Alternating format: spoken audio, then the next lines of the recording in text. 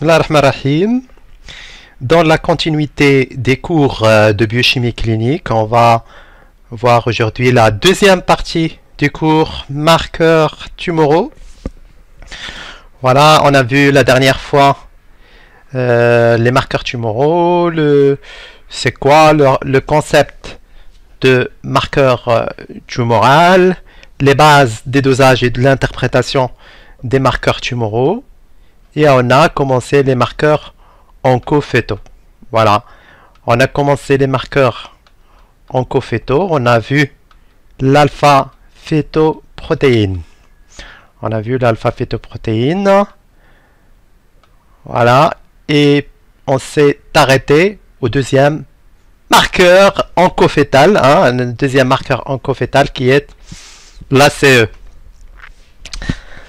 Donc, marqueurs oncofétales, ce sont des marqueurs qui s'expriment au cours de la vie, embryonnaire et fétale et qui vont voir leur réexpression dans le cadre d'un cancer. Normalement, on ne doit pas, après la naissance, avoir donc une grande concentration de ces marqueurs. Donc, le deuxième marqueur oncofétal, c'est l'ACE. L'ACE, ça veut dire antigène carcino-embryonnaire. Donc l'antigène carcino-embryonnaire est une glycoprotéine. Donc c'est une glycoprotéine, protéine et une partie lipidique. Glycoprotéine, d'accord,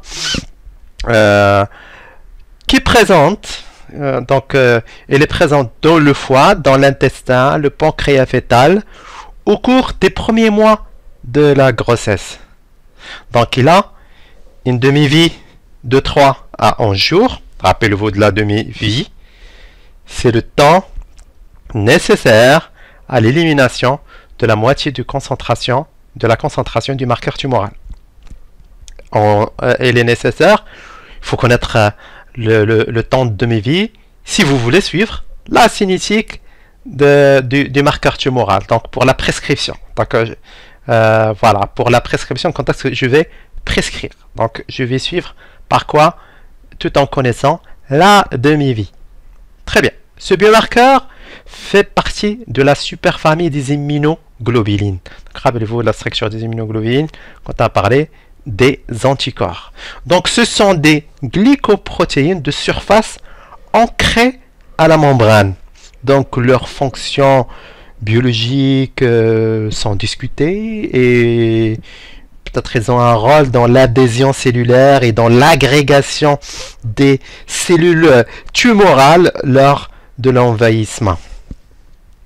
Donc l'ACE est le marqueur tumoral de référence dans le cancer du côlon.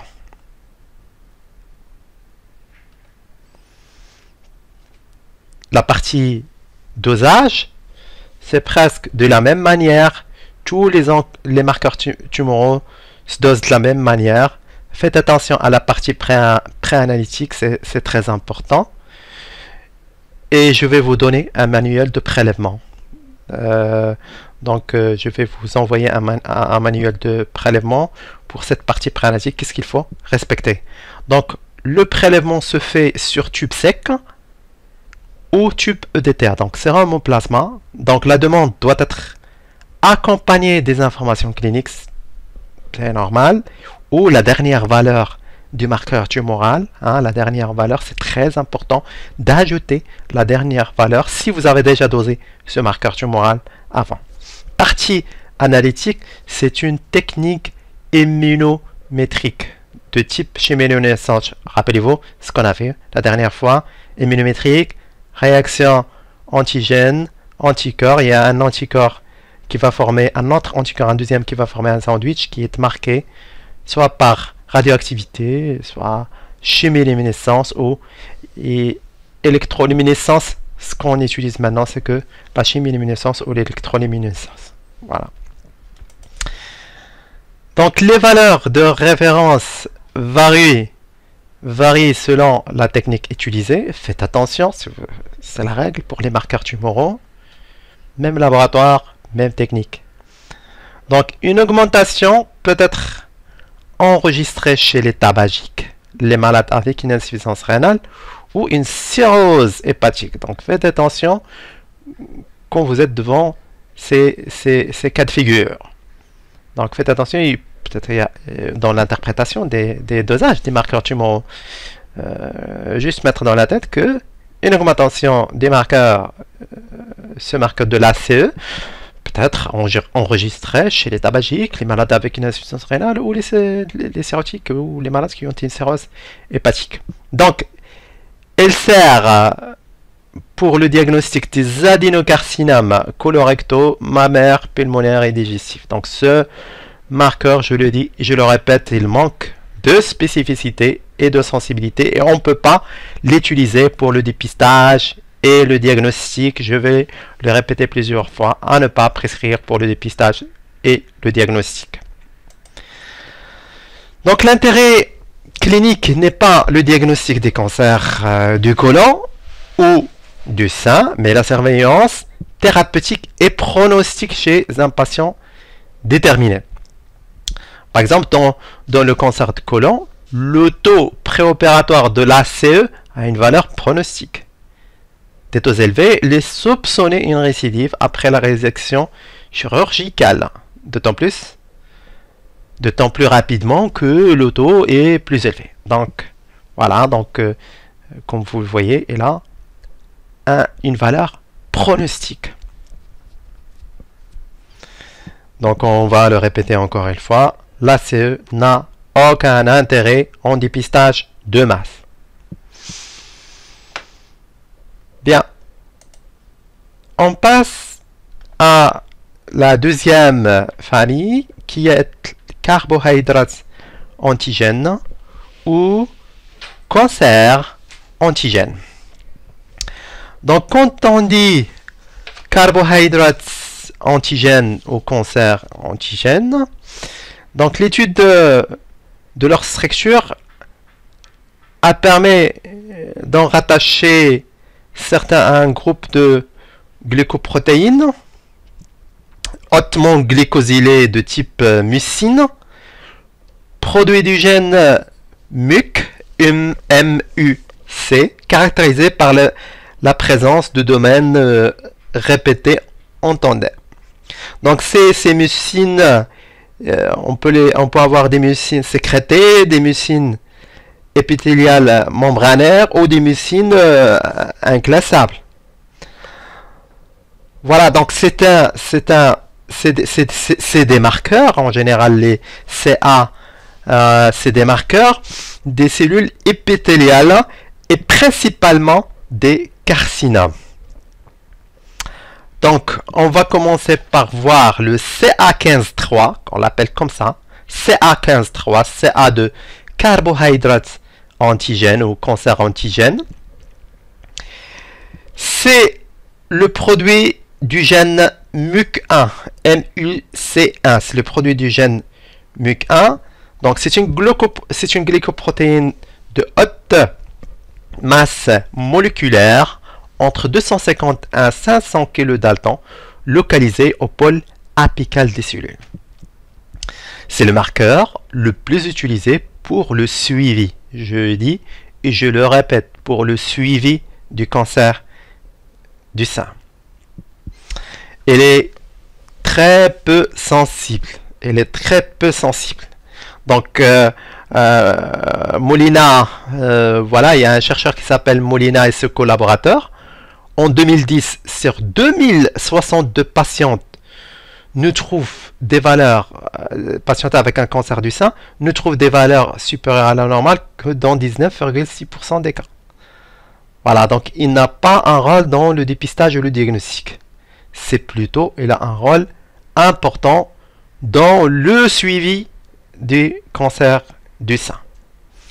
Sa concentration est liée à la taille de la tumeur et à la présence de métastases.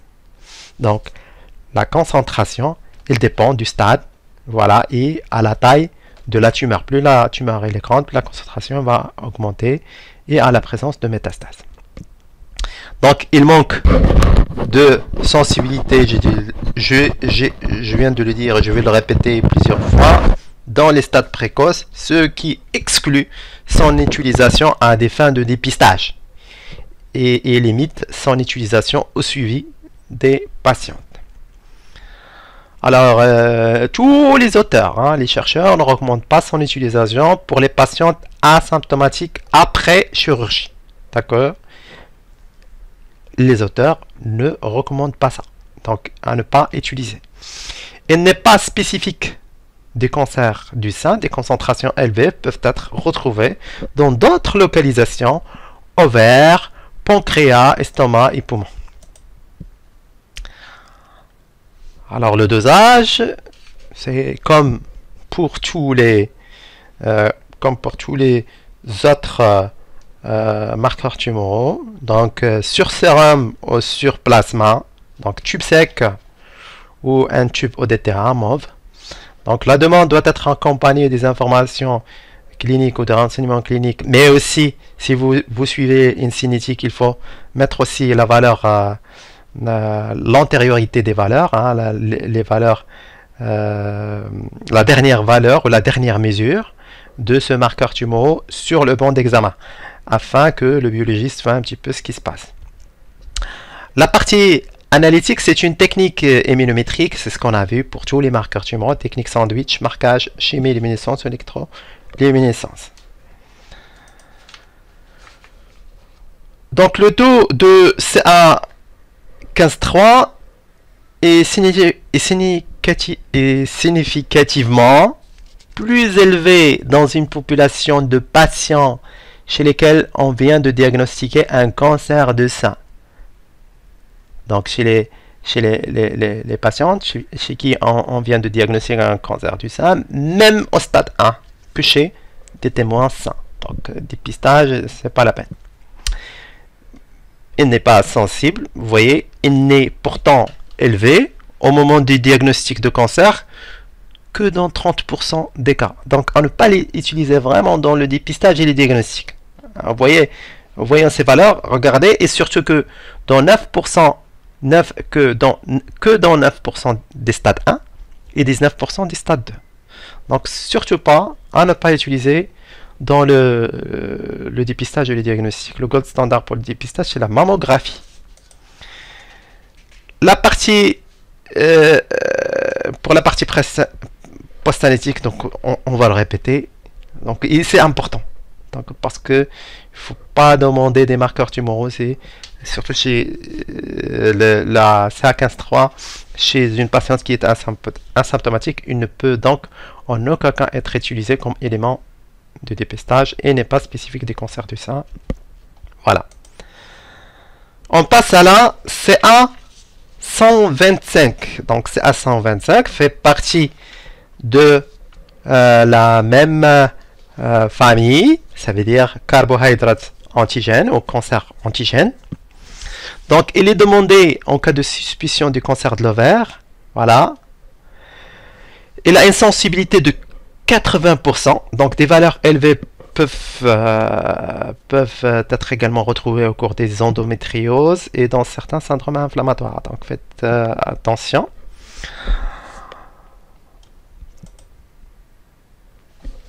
Alors, pour la partie dosage, c'est de la même manière. Sérum au plasma plus antériorité. Donc toujours faut mettre l'antériorité, donc les valeurs du dosage à la dernière valeur qui a été dosée du CA 125. Voilà, et on dose par une technique immunométrique de la même manière, chimioluminescence ou électroluminescence. C'est de la même manière. La partie post-analytique, donc le taux du CA125 sérique est élevé dans plus de 80% en des cas de tumeur de l'ovule. Et voilà, on ne peut pas utiliser dans le dépistage puisque sa sensibilité n'excède pas 50% dans les stades précoces, stade 1. Voilà. Donc on passe à la CA199 qu'on appelle aussi JK, Gastrointestinal Carbohydrate Antigen. Donc, ici, chez les patients Lewis négatifs, vous rappelez le système Lewis, c'est comme le système Rhesus. Vous vous rappelez, c'est le deuxième système le plus important après le système Rhesus. Donc, vous connaissez ça. Je pense vous avez vu ça en hématologie. Donc les patients Lewis négatifs, 5 à 10% de la population ne sécrètent pas la CA19-9. Donc faites attention pour cette particularité de la CA19-9. Donc le temps de demi-vie est de 4 jours, si vous voulez suivre, si vous voulez faire votre cinétique. Donc il représente le marqueur de référence des adénocarcinomes pancréatiques. C'est le marqueur de référence des adénocarcinomes pancréatiques, 70 à 90% des cas. 70 à 90%. Son taux est élevé dans d'autres pathologies digestives comme les tumeurs hépatobiliaires, les tumeurs de l'estomac et le cancer colorectal et les tumeurs mucineuses de l'ovaire et des adénocarcinomes pulmonaires. Mais dans cette indication, il est très utilisé dans les adénocarcinomes pancréatiques. Des valeurs élevées ont été enregistrées au cours des pancréatites et des syndromes cholestatiques. Donc faites attention quand vous allez interpréter vos résultats. Donc comme la plupart des marqueurs tumoraux en biologie ou les marqueurs tumoraux circulants, le CA19-9 ne présente pas d'intérêt pour le dépistage des tumeurs. Donc, son utilité dans les dépistages des petites tumeurs primitives asymptomatiques de Montréal. Voilà pour le dépistage à ne pas utiliser. Voilà. Comme tous les marqueurs tumoraux qu'on a vus. Très bien. On passe à la troisième famille, hein, si on peut le dire, pour classer. C'est les cétokératines. Les cétokératines, ce sont des constituants des filaments intermédiaires de la kératine. C'est une protéine que vous connaissez, qu'on avait en structurale, en biochimie structurale. Des tissus épithéliaux, dont certaines peuvent être spécifiques d'un épithélium particulier. Donc certains fragments, c'est comme les marqueurs, en général comme les marqueurs. Donc certains fragments de ces cétokératines peuvent être relargués dans le sang par les cellules tumorales au cours de la lisse cellulaire et peuvent être accessibles à un dosage spécifique. Donc on va voir le plus important marqueur tumoral, CIFRA 21, CIFRA de cytokératine fragment. Cytokératine fragment de la cytokératine. Cytokératine fragment. CIFRA 21. Donc c'est le meilleur marqueur de suivi des cancers bronchiques non à petites cellules. Donc ces valeurs les plus élevées sont retrouvées dans les carcinomes pulmonaires épidermoïdes à petites cellules. Voilà, donc pour la partie paralytique, c'est la même chose. On va la mesurer sur sérum ou sur plasma. On utilise le DTA. La technique, c'est de la même manière. C'est une technique immunométrique. Voilà, électroluminescence ou chimie-luminescence. Comme pour tous les marqueurs tumoraux, la concentration de CIFRA 21 ne devront jamais être interprétée comme preuve absolue de la présence ou l'absence de pathologie maligne.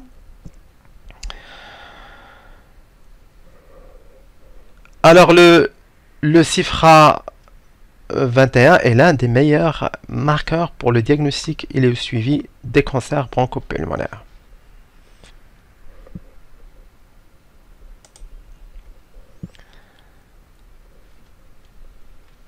On passe maintenant à la famille des enzymes. On va voir une enzyme que vous connaissez déjà. C'est l'énolase, qu'on peut utiliser comme un marqueur tumoraux. Donc, énolase neurospécifique, ou qu'on appelle NSE. Donc, l'énolase est une enzyme cytoplasmique qui a un poids moléculaire de 90 kilodaltons et qu'on a vu dans le cours sur la glycolyse, qui intervient dans la glycolyse, demi-vie de 14 jours. Donc voilà, la demi-vie est une chose très importante à connaître si vous voulez faire le suivi. C'est les œsoformes gamma est spécifique des cellules neuroectodermiques et des cellules neuroendocrines du système APUD, le système APUD ou amine precursor uptake and decarboxylation. Alors, la NSE en pratique quotidienne, il est dosé dans le cas il est demandé dans les cas des neuroblastomes et carcinomes bronchiques à petites cellules. Voilà, et si on peut dire, neuroblastome et carcinome bronchique à petites cellules, ce sont les principales indications des dosages de la NSE. Parce que toujours dans les marqueurs tumoraux, on va prendre un marqueur qu'on appelle marqueur de premier rang. Et on peut utiliser d'autres marqueurs en second rang. Mais toujours, il faut opter pour les marqueurs du premier rang. Voilà, dans une pathologie donnée. Donc, une chose très importante dans le cas de NSE, c'est éviter l'hémolyse. Pour la partie préanalytique, comme vous savez, les globules rouges, ils contiennent de l'énolase à l'intérieur des globules rouges. Donc, les hématies contiennent de l'énolase. Il ne faut pas doser un prélèvement hémolysé. Donc, c'est une non-conformité. Rappelez-vous de la partie préanalytique. Dans ce cas, c'est vraiment une non-conformité et on ne peut pas interpréter ces deux dosages si on va doser sur un prélèvement qui est hémolysé. Donc, non-conformité. Faites attention, NSE, évitez l'hémolyse. Voilà, l'analytique, voilà, c'est pour tous les marqueurs tumoraux. C'est la même chose, technique immunométrique sandwich avec un marquage chimique ou électroluminescence. Donc, c'est un marqueur d'origine neuroectodermique ou neuroendocrinienne. Voilà, donc la concentration est mesurée par des techniques immunologiques. Faites attention à l'hémolyse. On peut aussi le doser, la NSE, dans le liquide céphalorachidien ou le liquide pleural. Voilà. On passe au... Toujours, on est dans les enzymes. Et on va voir un marqueur tumoral fort important et qu'on peut utiliser, d'accord, chez des patients qui ont des facteurs de risque comme un moyen de dépistage. Pour la première fois, on parle que d'un marqueur tumoral qu'on peut utiliser comme un moyen de dépistage. Donc chez les patients à risque, on peut dire chez les patients qui ont plus de 50 ans. Et même des patients hommes qui ont plus de 50 ans, et même là, c'est discuté. Voilà, donc la PSA, qu'on appelle aussi prostate spécifique antigène, prostate spécifique. Donc la PSA, c'est un marqueur d'organe, c'est pas un marqueur de cancer. C'est un marqueur d'organe et qui peut être utilisé comme un marqueur tumoral. Donc c'est on va voir sa spécificité, c'est une enzyme qui a un rôle physiologique. Voilà, glycoprotéine de 33 kilodaltons produite presque exclusivement par la glande prostatique. Il y a une spécificité d'organe et en moindre quantité par les cellules épithéliales des glandes périurétrales. Donc, produite par les cellules épithéliales de la prostate, cette protéine au prostate spécifique antigène, au PSA, de poids moléculaire 33 kilodaltons, appartient au groupe des callicréines.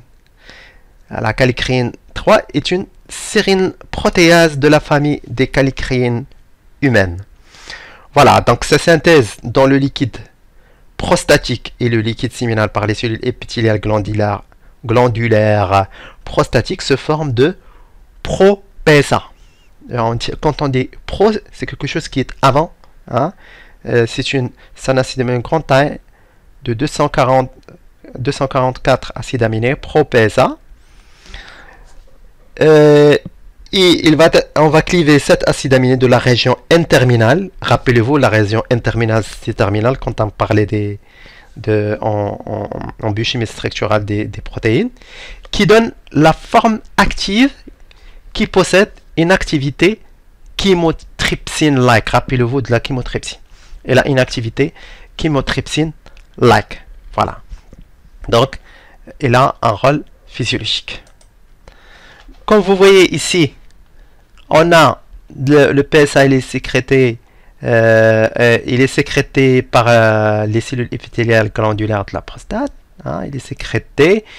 Il a un rôle dans la liquéfaction. Voilà, la PSA, il a un rôle dans la liquéfaction liquéfaction du sperme, pardon. D'accord? Il a un rôle dans la liquéfaction, ça veut dire le rendre liquide. D'accord? On aura une sécrétion de PSA séminal de entre 0,3 et 3 mg par ml.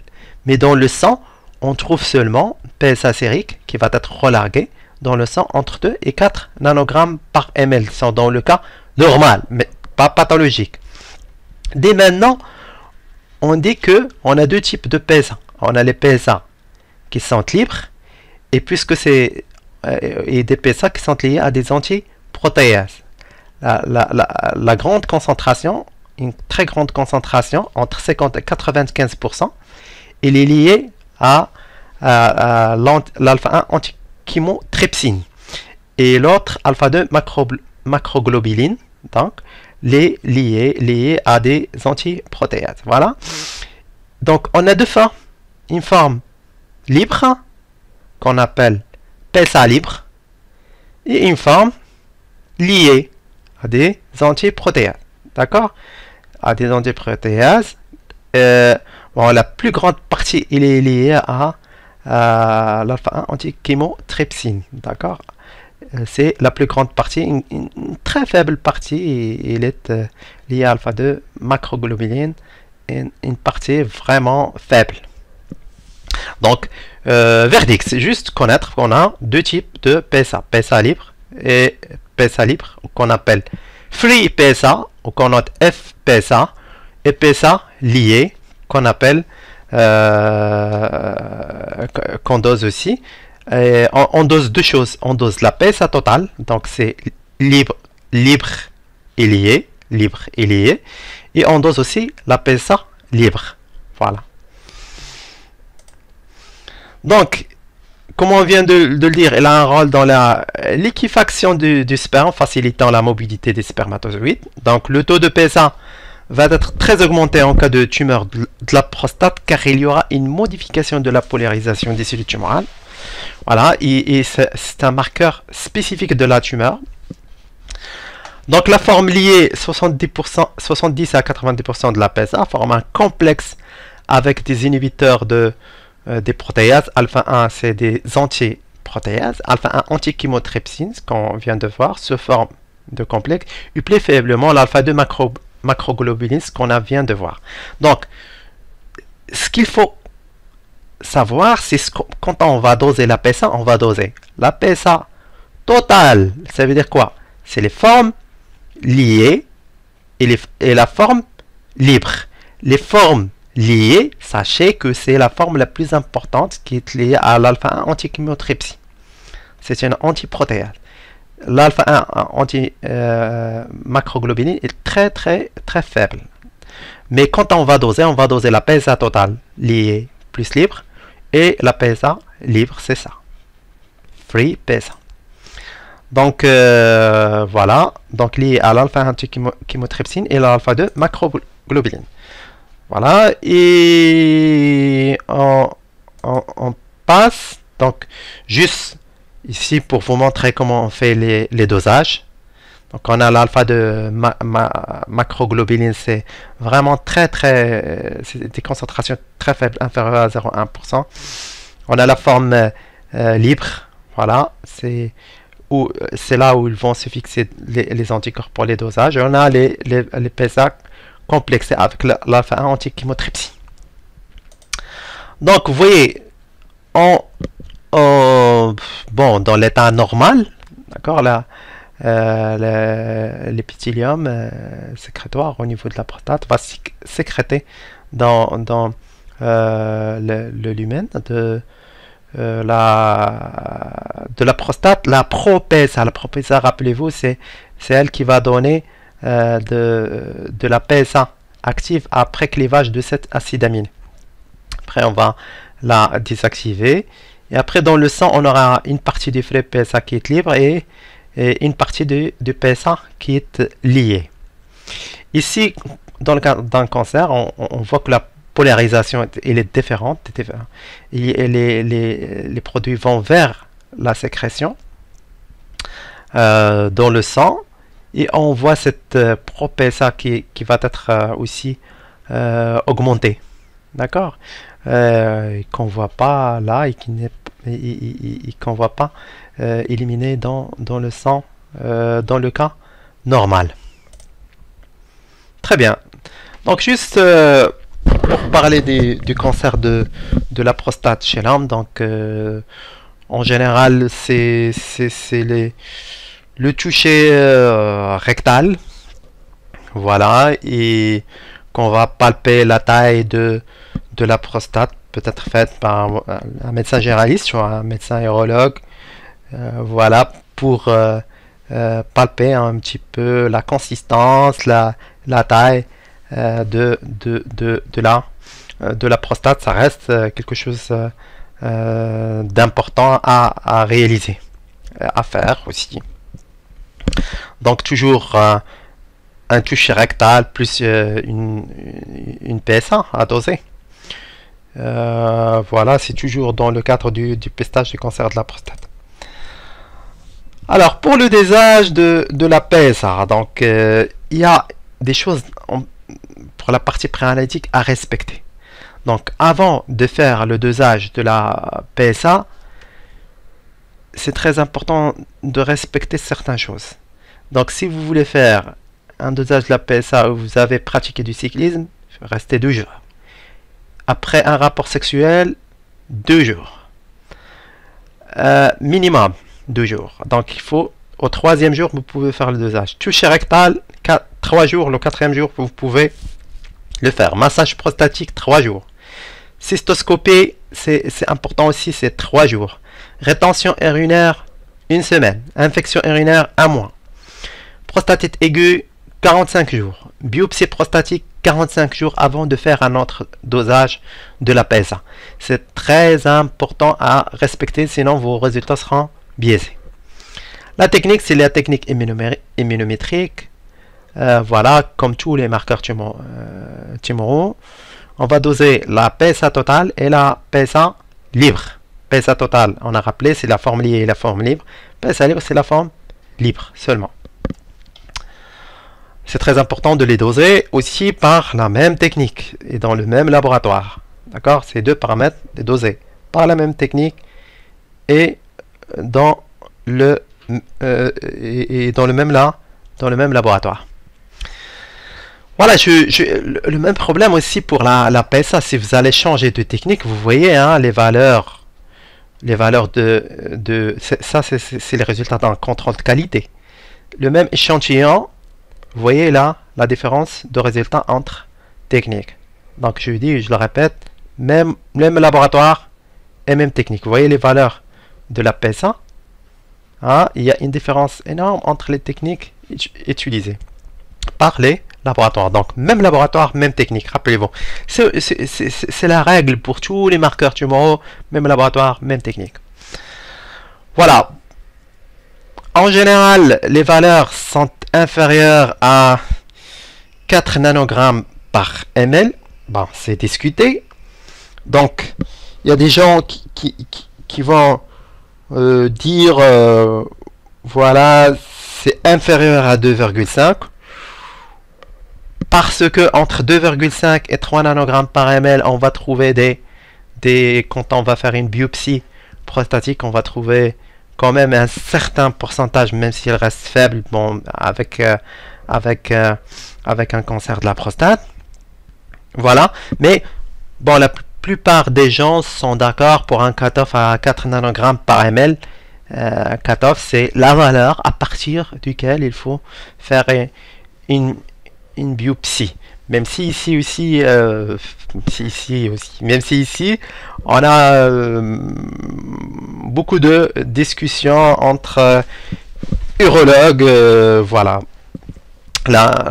sur cette problématique. Donc, voilà, pour augmenter un petit peu la spécificité de la PSA, du dosage de la PSA, on va indexer la concentration sérique de la PSA avec l'âge. Donc, on va chercher des valeurs en fonction de l'âge. On va mesurer la vélocité de la PSA, ça veut dire quoi? C'est la mesure de la croissance de la concentration sérique de PSA sur plusieurs mois. Et une valeur à connaître par cœur, si vous voulez. Donc, la vélocité du PSA, donc un taux de croissance de plus de 0,75 nanogrammes par ml par an a été proposé comme un seuil pour faire une biopsie prostatique. Très bien. Le rapport free PSA sur total PSA, en PSA libre, PSA total. PSA libre, PSA total. Le rapport PSA libre en moyenne, plus élevé en cas d'hypertrophie de la prostate, pour une sensibilité de 90% des valeurs comprises entre 14 et 25% ont été proposées. On peut voir ce tableau, par exemple. Donc, vous voyez, vous avez les rapports, vous avez ici la PSA totale. Il y a des gens qui proposent, qui j'ai dit, un cutoff de 2,5. Si vous avez un cutoff de 2,5, entre 2,5 et 3,9, et vous avez un rapport PSA libre sur PSA total inférieur à 15%, il faut faire une biopsie. Si vous avez entre 4 et 10 nanogrammes par ml, il faut faire une biopsie. Et puis, PSA libre sur PSA total entre 15 et 25, tout en ayant la valeur de la PSA totale entre 2,5 et 3,9, donc une simple surveillance. Mais si vous avez une PSA totale qui est entre 4 et 10, donc une biopsie. Donc un rapport entre 15 et 25%, vous voyez, les rapports n'ont pas d'unité, c'est un rapport, c'est un pourcentage. Donc entre 15 et 25%, surveillance. Hein? Surveillance pour si vous avez entre 2,5 et 3,9, mais si vous avez entre 4 et 10, c'est une biopsie. Si vous avez un rapport PSA libre sur PSA total supérieur à 25%, et vous avez entre 2,5 et 3,9 nanogrammes par ml du PSA total, une surveillance. Et de la même manière, une surveillance entre 4 et 10. Donc, c'est en général le rapport permet de distinguer les patients atteints d'un adénocarcinome et d'hypertrophie bénigne de la prostate, par exemple, dans ce cas. Donc, c'est une surveillance, c'est une hypertrophie bénigne de la prostate. Donc, ça va aider à distinguer voilà, les patients atteints d'un adénocarcinome, même si dans ce cas, voilà, vous voyez, un rapport inférieur à 15%, et on n'a même pas 4, mais on va biopsier quand même.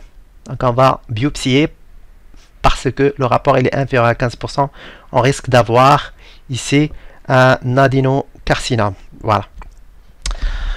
Il y a une autre, il y a beaucoup de, pour chercher la spécificité de la PSA, on a aussi la densité de la concentration sérique de la PSA. C'est la mesure, il mesure le rapport, une petite erreur ici, le rapport entre la concentration sérique du PSA et le volume de la glande prostatique, mesuré par échographie endorectale, parce qu'on peut faire une échographie endorectale, voilà, dans ce cas où quand on veut biopsier, quand on veut faire une biopsie pour nous guider.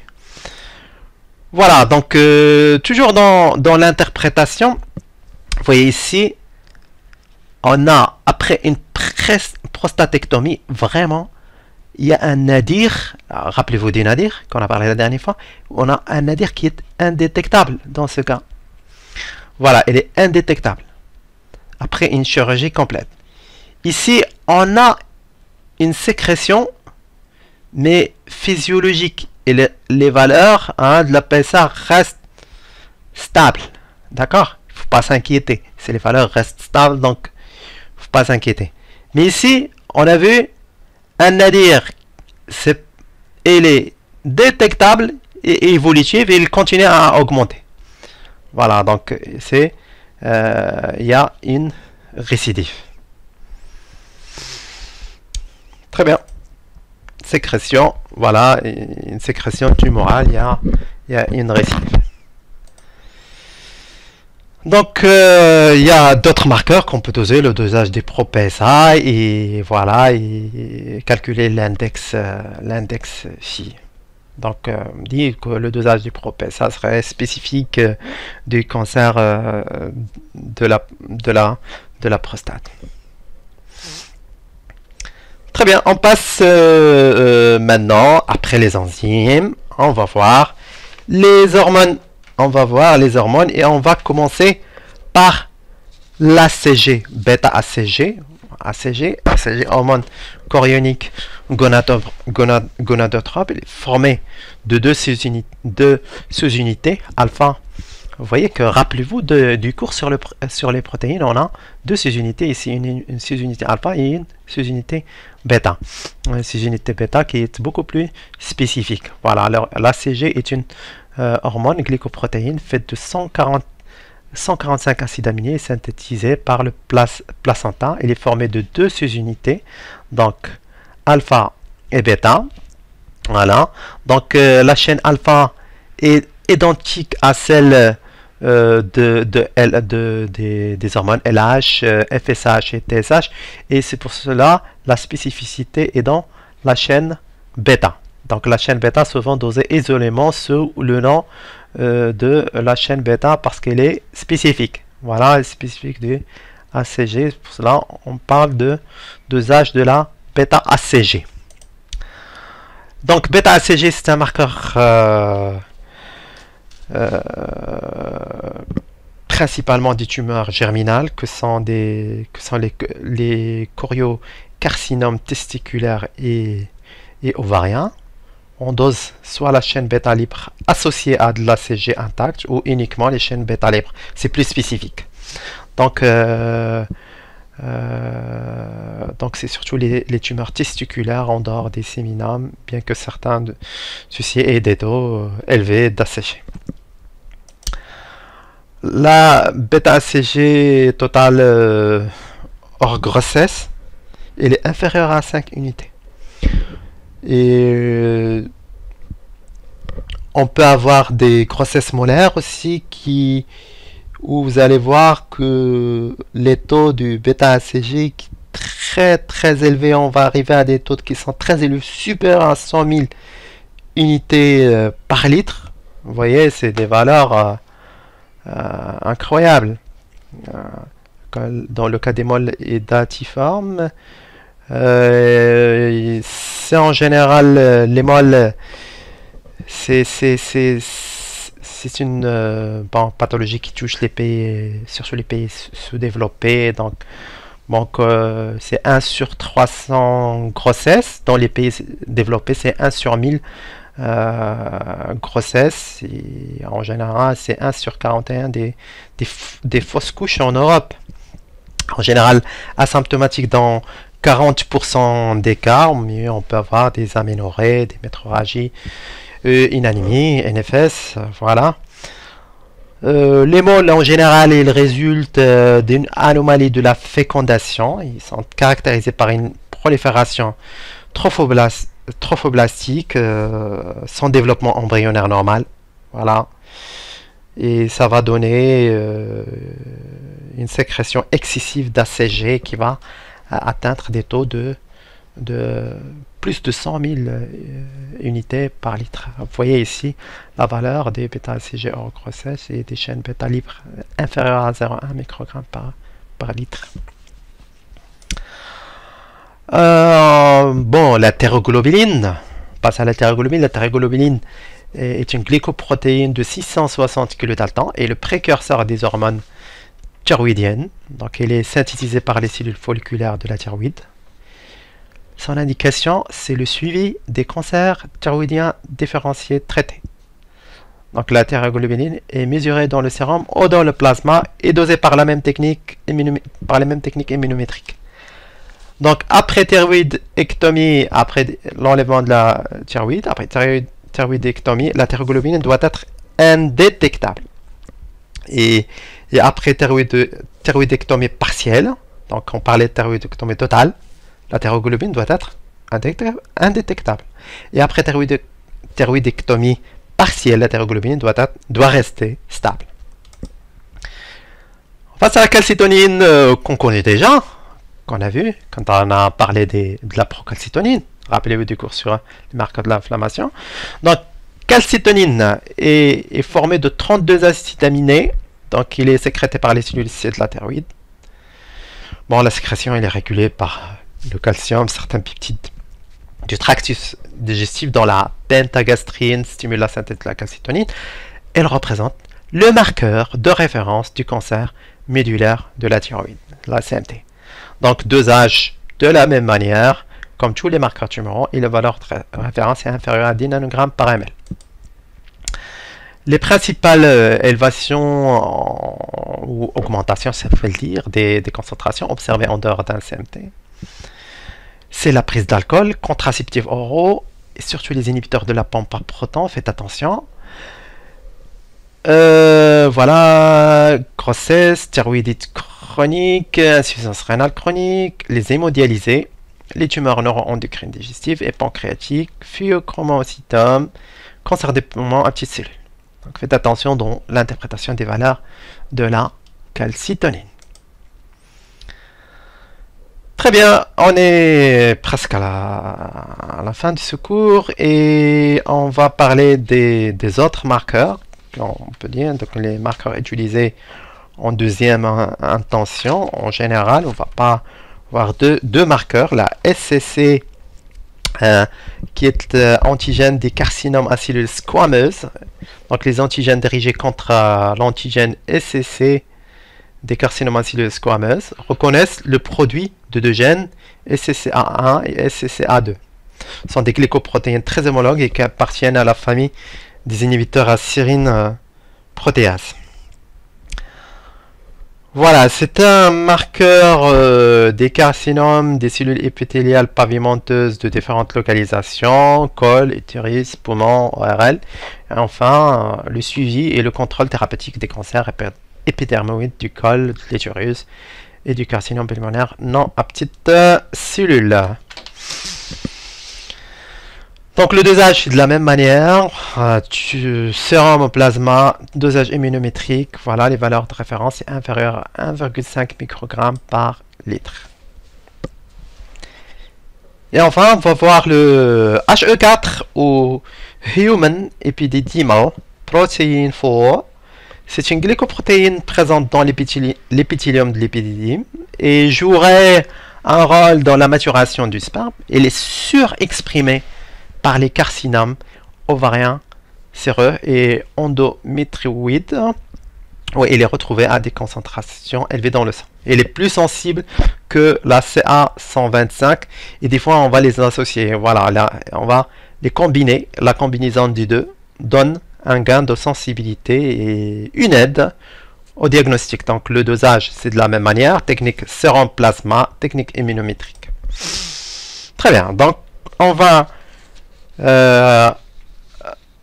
conclure par vous donner quelles sont les bonnes pratiques de prescription des marqueurs tumoraux.